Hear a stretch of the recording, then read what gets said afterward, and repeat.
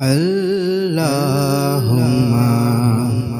صلی علی محمد وعلی آلہ وصحبہ وسلم۔ اللہم صلی علی۔ السلام علیکم دوستو، کیسے ہیں آپ سب؟ امید کرتا ہوں خیریت سے ہوں گے۔ تو دوستو، آج ہم جا رہے ہیں جنت البقیع کی طرف، جو مدینہ منورہ کا سب سے قدیم اور مسلمانوں کا سب سے پہلا قبرستان ہے۔ یہ جی اب ہم جنت البقیع والی سائٹ پر آ گئے ہیں، چلتے ہیں ابھی وہاں۔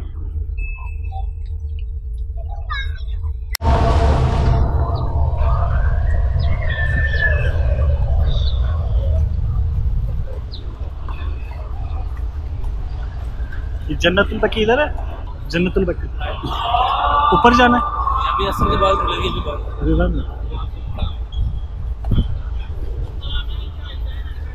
ابھی جنت البقیع بند ہے، عصر کے بعد اوپن ہوگا۔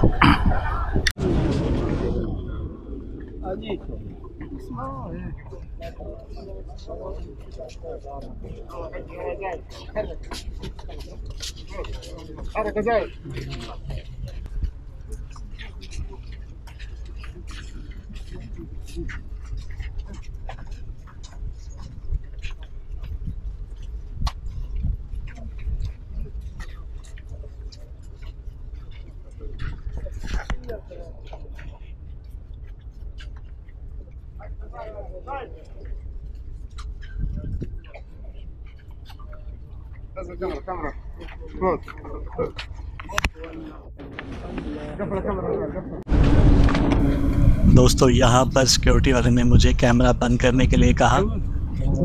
اس کے سامنے تو میں نے کیمرہ بند کر لیا، لیکن آگے جا کے پھر آن کر، تاکہ میں بھی دیکھ سکوں اور آپ لوگوں کے لیے بھی جنت البقیع کی کچھ ویڈیو بنا سکوں، تاکہ آپ لوگ بھی اس کی زیارت کر سکیں۔ اللہم صلی علی محمد وعلی آلہ وصحبہ وسلم۔ اللہم صلی علی محمد وعلی آلہ وصحبہ وسلم۔ جنت البقیع کو بقیع الغرقد بھی کہتے ہیں، جس کا مطلب ایسا وسیع زمین کا ٹکڑا جس میں مختلف قسم کے پودے لگے ہوں یا گھاس پھوس لگی ہو۔ حضور صلی اللہ علیہ وسلم جب ہجرت کے بعد مدینہ تشریف لائے تو اس زمین پر بہت سے گھاس پھوس کے پودے لگے ہوئے تھے، جس کو بعد میں صاف کر کے قبرستان بنا دیا گیا۔ اس قبرستان میں مسلمانوں کو دفنانے کا آغاز پہلی صدی ہجری سے سٹارٹ ہوا، اور آغاز اسلام کی بہت سی مشہور بزرگ ہستیاں اور اہم شخصیات یہاں مدفون ہیں۔ حضور صلی اللہ علیہ وآلہ وسلم کے قریبی رشتہ دار، اہل بیت اور بہت سے صحابہ کرام، جن کی تعداد ہزاروں میں ہوگی، وہ بھی اسی قبرستان میں مدفون ہیں۔ جنت البقیع کی تاریخ کے بارے میں بات کی جائے تو بقیع کا لفظ ایسی وسیع زمین جس میں بہت سی قسموں کے گھاس کے پودے لگے۔ اسلام آنے کے بعد یہ زمین مدینہ کے مردوں کو دفنانے کے لیے استعمال ہوئی۔ مسلمانوں کا قدیم ترین قبرستان مسجد نبوی کے قریب اور شہر کے اطراف میں واقع تھا، لیکن آج کے دور میں مسجد نبوی اور جنت البقیع میں توسیع کی وجہ سے بالکل قریب آ گئے ہیں، یا یوں کہہ لیں کہ یہ ایک دوسرے سے جڑ گئے ہیں۔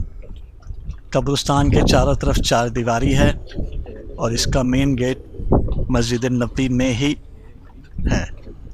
حضور صلی اللہ علیہ وآلہ وسلم کی پیاری بیٹی حضرت فاطمہ رضی اللہ تعالیٰ عنہ اور بیٹے حضرت ابراہیم رضی اللہ تعالیٰ عنہ بھی اسی قبرستان میں مدفون ہیں، اور کئی ہزار صحابہ بھی اسی قبرستان میں مدفون ہیں۔ سن 1924 سے پہلے تک یہاں پر مقبرے اور گنبد موجود تھے، جن سے یہ معلوم ہوتا تھا کہ یہ قبر یا مقبرہ کس عظیم شخصیت کا ہے، لیکن 21 اپریل 1925 یا 1926 کے بعد سارے گنبد اور مقبرے گرا دیے گئے، یہاں تک کہ قبروں پر لگے کتبے بھی ہٹا دیے گئے، اور آج بالکل بھی پتہ نہیں کہ کون سی قبر کس کی ہے۔ روایات کے مطابق جنت البقیع میں دفن ہونے والے ہر شخص کی رسول اللہ صلی اللہ علیہ وآلہ وسلم خود مغفرت کی دعا کریں گے۔ اللہم صلی علی محمد وعلی آلہ وصحبہ وسلم۔ اللہم صلی علی محمد وعلی آلہ وصحبہ وسلم۔ اللہم صلی علی محمد وعلی آلہ وصحبہ وسلم۔ اللہم صلی علی محمد وعلی آلہ وصحبہ وسلم۔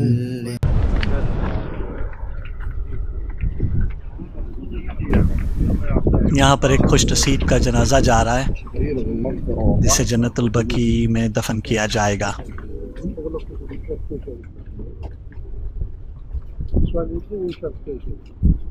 یہاں سے مسجد النبی کے مینار بھی نظر آ رہے ہیں۔ دوستو، یہ تھا ہمارا جنت البقیع کا سفر۔ آپ کو جنت البقیع کیسا لگا کمنٹس میں ضرور بتائیے گا۔ اس کی زیارت آپ کو کیسی لگی کمنٹس میں ضرور بتائیے گا، اور جنت البقیع کو دیکھ کر آپ کیا فیل کر رہے ہیں یہ بھی کمنٹس میں ضرور بتائیے گا۔ اور اس ویڈیو تک کے لیے اتنا ہی، ملتے ہیں اگلی ویڈیو میں۔ ویڈیو پسند آئی ہو تو لائک، سبسکرائب اور شیئر کرنا نہ بھولیے گا۔ دعاؤں میں یاد رکھیے گا۔ اللہ آپ کا حامی و ناصر ہو۔